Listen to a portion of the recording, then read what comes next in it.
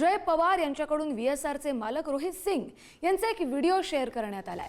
रोहित सिंग मुख्य पायलटच्या सीटवर झोपलेले आहेत असे या व्हिडिओतून दिसते। जय पवार यांच्याकडून DGCA कडे कठोर कारवाईची मागणीही करण्यात आली आहे। रोहित सिंग यांना अटक करून कठोर कारवाई करावी अशी मागणी त्यांनी केली आहे।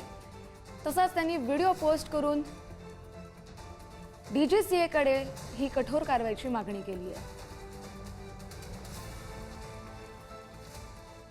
अजितदादांच्या विमान अपघाताबाबतच्या अहवालावर सुद्धा जय पवारांनी प्रश्न उपस्थित केलाय। AIIBचा अहवाल हा सखोलपणे तयार केला नसल्याचा आरोप जय पवारांनी केलाय। अपघाताबाबत पारदर्शकपणे उत्तरं मिळाली पाहिजेत असं जय पवारांनी म्हटलंय।